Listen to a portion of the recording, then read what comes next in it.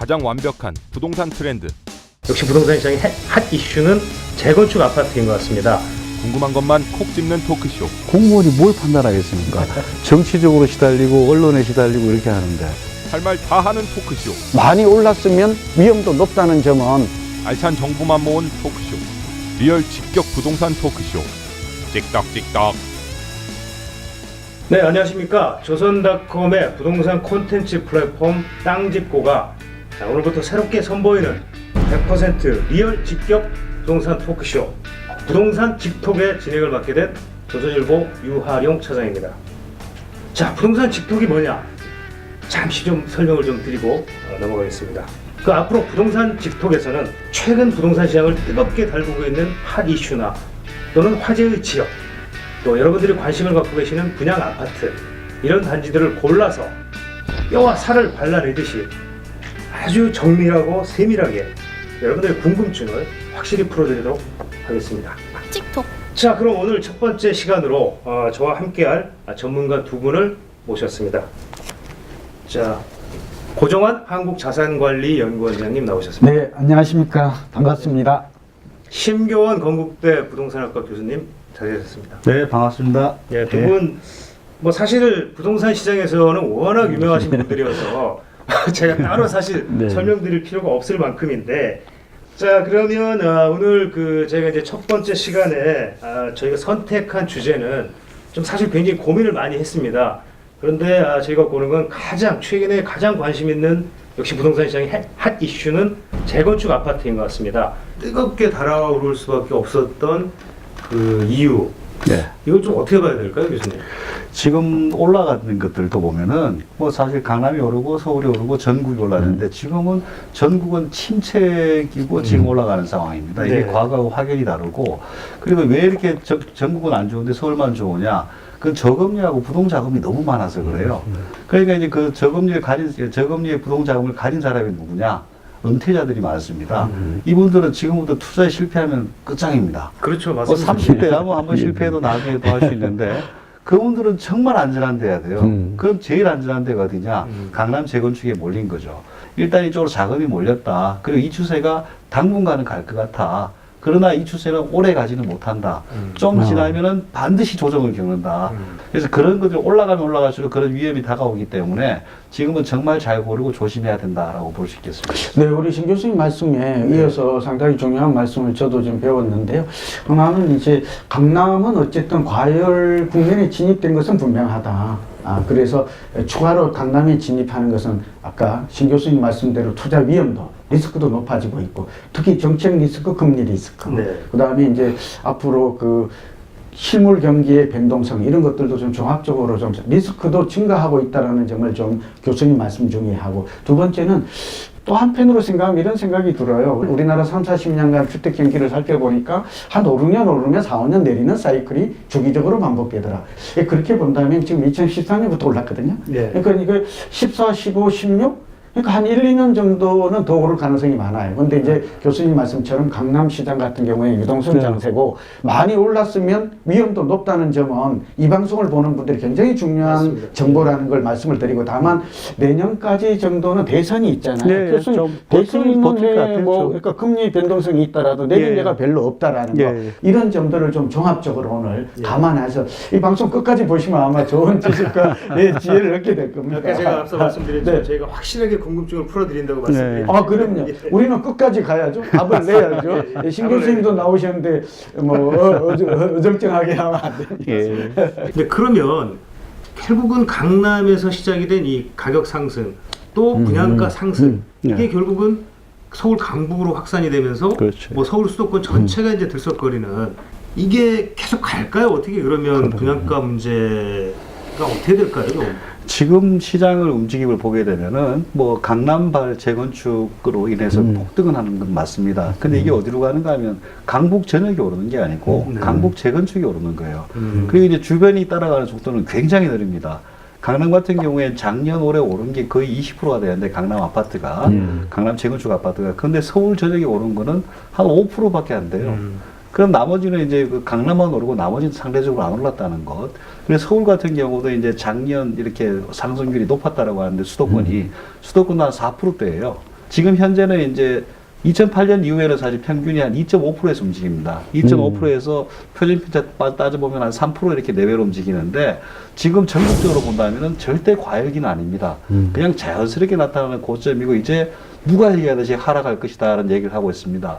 좀 이상한 게 불과 두세 달 전만 해도 모든 전문가들이 하락한다, 폭락한다 이런 얘기하다가 네. 어떻게 두 달 만에 이게 말을 폭등한다라고 바뀔 수가 있겠습니까? 그렇죠. 경제가 바뀐 것도 아니고 아무것도 안 바뀌었어요. 오히려 더 나빠지고 있는데 폭등한다 그래요. 그러니까 이게 아주 지역적으로 일부 시장만 되는 거고 일부 시장이 버티는 한은 이제 일부 지역까지는 버티겠지만은 전국적으로 버티기 힘든 시장. 그래서 소비자들 입장에서는 철저하게 옥석 가리기를 해야 됩니다. 아, 그렇죠. 지금 말씀 듣고 보니까 이제 저도 생각은 비슷한데 약간 또 다른 생각도 있어요. 두 가지가. 하나는 강남발 이런 재건축이 강부 지역까지 왔죠. 강북에. 왜냐하면 용산, 마포, 뭐 그렇죠. 여의도, 목동까지 다 들썩거리니까. 재건축이나 재개발 위주로 갔죠. 우리는 이걸 이제 두 가지 얘기를 하죠. 하나는 지역 확산의 법칙. 과거에는 확산이 됐어요. 근데 교수님 말씀대로 이번에는 그런 것들이 좀 미약한 것 같아요. 그리고 또 거의 이제 강남에서 내지 그렇죠. 강북에서 특정 지역 재건축 재개발 네, 위주로 그리고 가고 또 이 풍선 효과도 우리가 생각해 볼 수 있어요. 과거에 제가 이제 고 노무현 대통령 시절에 그때 제가 좀 활동을 많이 했는데 예, 맞습니다. 지금하고 비슷해요. 왜냐하면 그때도 과열되니까 이제 규제가 나오기 시작했거든요. 못 잡아서 그런데 강남을 잡으니까 막 판교라든지 분당이라든지 이제 저 용인까지 맞습니다. 그 우리가 버블세븐 버블세븐이 나오고 그게 그게, 그런 네, 일이잖아요. 그랬죠. 그러면서 막 목동까지 이제 강북하고 저런 적이. 맞습니다. 근데 이런 현상이 이번에는 신 교수님 진단대로 현실화되기는 어려울 것 같아요. 그 이유가 이제 이 사람들이 좋게 보면 스마트해졌다 볼 수 있고 불안감을 싫어해요. 불확실성을. 그러니까 확실한 것만 하자. 이게 양극화를 심화시키는 원인이 되고 있다. 이런 건 우리 이 방송을 보는 분들이 꼭 유념해야 될 것 같아요. 네. 틱톡. 자, 그래도 일단 뭐 저희가 앞서 말씀드린 것처럼 어찌됐건 이 소비자들의 관심은 그래도 참 재건축 쪽에 여전히 많이 좀 쏠려 있는 상황이거든요. 네. 그래서 저희가 좀 새로 이 재건축 분양하는 재건축 아파트들 중에서 좀 가장 좀 관심이 갈 만한 단지, 가장 좀 인기가 있을 만한 단지 이런 데를 좀 선정을 해서 두 곳을 지금 저희가 사전에 좀 준비를 했죠. 네. 예, 그래서 두 곳이 이제 네. 잠원동의 신반포 18차, 24차 통합 재건축 단지. 네. 그리고 경기도 과천에 있는 과천 주공 1단지 재건축 아파트. 네. 예, 이두 곳이- 제가 좀 설명을 예. 할까요? 최근에 재건축 이제 개포, 뭐 반포, 압구정 이렇게 뜨거웠는데 오늘 두 개 단지가 이제 분양을 앞두고 있는데요. 서초 잠원동 통합 재건축은 신반포 18차, 또 신반포 24차로 돼 있고 이게 세대 수가 이제 258가구예요. 크지는 않아요. 예, 작은 단지로 돼 있고요. 근데 이제 역세권에서 한 500m 돼요. 잠원역인가요? 예, 잠원역에서 가깝고 그렇게 돼 있는데 이게 대형 평수로 돼 있어요. 이 단지들이. 근데 이제 우리가 주목해야 될 게 대지 지분이 비교적 높아요. 그래서 그래서 투자 가치가 좀 있다 이렇게 이제 보는 것인데 평당 우리가 오늘 이제 저는 가치 분석 이제 토지 가치 우리가 이제 땅 짓고잖아요. 예. 토지 가치가 굉장히 중요한 것인데 이게 보니까 평당 땅값이 7,300만 원 평균 이렇게 돼 있어요. 이게 오늘 중요한 투자 가치를 분석하는데 중요한 키워드가 되죠. 또 재미나는 게 이게 지금 주변에 그 시세가 4,300만 원 정도 돼요. 분양가가. 그러니까 꽤 높죠. 주변에 이제 신규로 분양가 아파트들 아파트가 4,300. 근데 사실은 예. 프리미엄까지 붙었던 걸 감안하면 더 돼요. 음. 더 될 수 있어요. 더 예. 높아질 수 있죠. 예, 예. 6천까지 가 있어요, 사실은. 그러나 실제 이제 거래되는 분양권 시세는 예. 6천까지도 가 있다. 6천 왜냐면 입주했을 때, 예. 입주했을 때 이게 이제 그 신반포의 그 뭐 아크로 리버파크라고 이 같은 그게 경우 아마 입주를 했는데 그렇죠. 뭐 6천 34평이 막 이게 무슨 22억까지 간대요. 맞습니다. 예, 예. 또 하나가 지분이 좀 넓다 보니까 추가 부담금이 좀 낮아요. 저희가 지금 볼 때 추가 부담금이 꽤 낮아요. 그러니까 신반포 18자는 52평 들어가는데 추가 부담금이 1,500밖에 안 나와요. 지금 평수가 그럼 몇 평이 있는 겁니까? 지금 평수 자체가 신반포 18차가 49평, 신반포 24차가 39평이에요. 네. 하여튼 이렇게 되다 보니까 예, 예. 이제 중요한 게 그게 이제 52평을 들어갈 때 지금 말씀하신 거는 네네. 이제 추가 부담금이 네, 추가 많지가 않아요. 아, 예. 네, 그래서 이게 오히려 뭐 신반포 24차 같은 경우에는 오히려 그 39평에서 42평 들어가는데 한 7천만 원을 돌려받는다. 예, 예. 지금 반포 개포 이런 현상이 그렇죠. 나타났잖아요. 이것 때문에 예, 예. 지금 가격이 오르고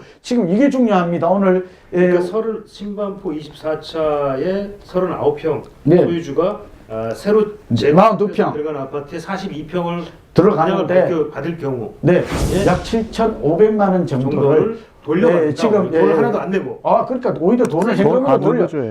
그러니까 이게 지금 재건축이 빨라질 수 있고 그 이유가 비밀이 어디 있을까요? 고분양가에 있다니까요. 지금 하고 싶은 얘기가 예. 그 얘기는 그 고분양가에 있고 또 분양이 잘 되고 근데 이것도 이 분양을 받는 사람도 당첨만 되면 또 지금 지분 가격을 해서 일단 이렇게 되면 네. 이 가격 그러니까 더 오를 가능성이 많다. 그래서 지금 투자 가치 측면에서 짚어보는 거죠.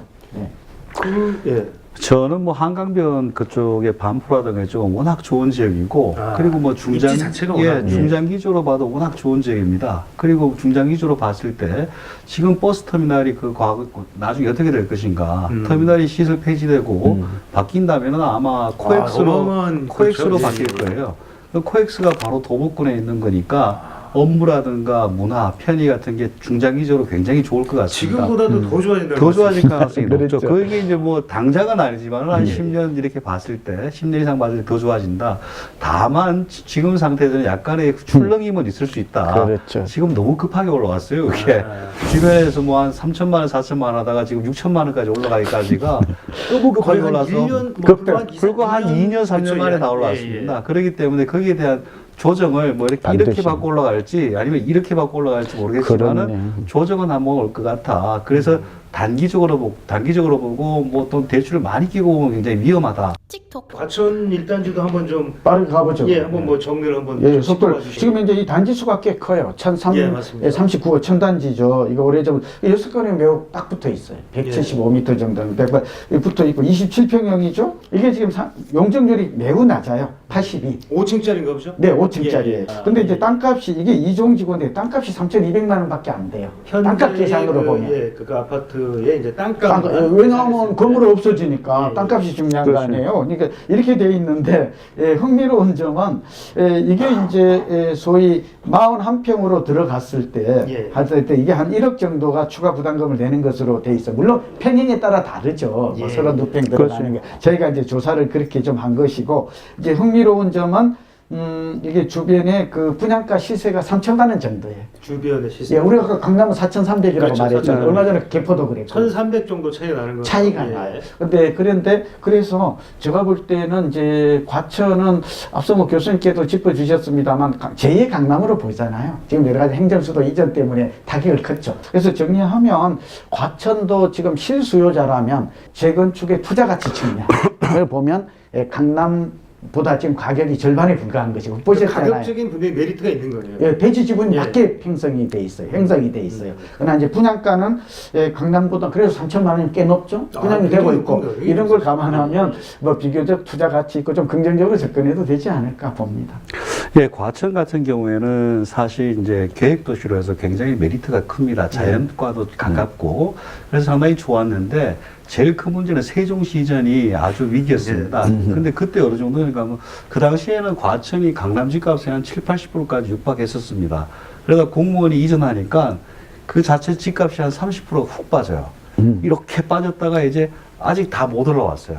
근데 강남 같은 경우에 거의 제자리를 돌파했거나 뭐 넘거나 했는데 과천은 아직 뭐 가려면 한참 남았다는 길이 있고 근데 이게 정부 사업이라서 뭐 가긴 갑니다. 그 대신 가는 시간이 계획대로 가느냐 더 오래 걸리느냐. 그렇죠. 그러니까 투자를 할 때도 야, 내가 투자했다가 의미로 5년, 10년 물릴 수도 있다. 가긴 간다.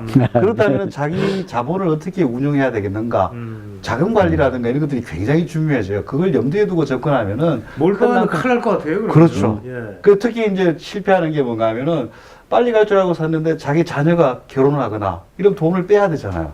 그럼 의외로 은행 이자도 못 빼고 빼는 경우도 있을 수 있습니다.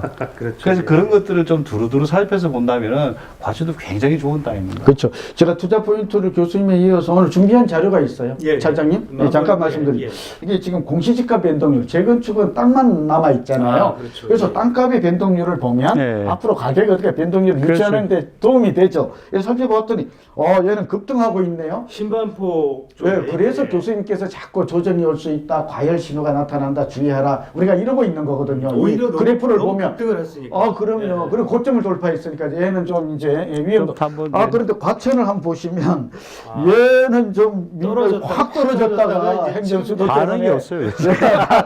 그리고 바닥 찍고 올랐다가 또 이게 네. 출렁출렁 하다가 꿈틀꿈틀 이제 하는데. 와요. 그렇죠. 그러면 이걸 종합적으로 보면 교수님 말씀을 종합을 한번 해보면 저도 같은 생각인데 네. 리스크는 과천이 적군요. 투자금도 적게 돼요. 네. 그런 측면에서 좀 긍정적으로 그렇죠. 접근해도 과천이 근데 판단은 뭐 우리 방송 보시는 분들이 뭐 하시겠지만 네. 결론은 이미 근데 뭐 나 있네요. 네. 이 정부가 100만 불짜리. 참고로 네. 말씀드리면은 과천에 말씀드린 그런 대형 사업들이 시작한 지가 한 4, 5년 됐습니다. 근데 아직까지 진행이 좀- 가시화가 안 돼 있으니까 그 시간이 앞으로 얼마나 걸리겠냐도 그걸 가늠해서 한번 추정해 그러니까 그런 보시면 모든 것들을 종합적으로 맞습니다. 판단할 수밖에. 예, 지금 예. 얘기 나오고 있는 게 강남 비즈니스 센터를 만들겠다 이런 얘기. 예. LG가 R&D 센터를 예. 만들겠다 이런 얘기들이 나오고 있죠. 자, 그러니까 두 분 말씀 잘 들었습니다. 앞서 말씀드린 것처럼 저희 토크쇼는 여러분의 궁금증을 시원하게 풀어드리겠다는 약속을 다시 한번 드리면서 마치도록 하겠습니다. 네, 감사합니다. 틱톡 틱톡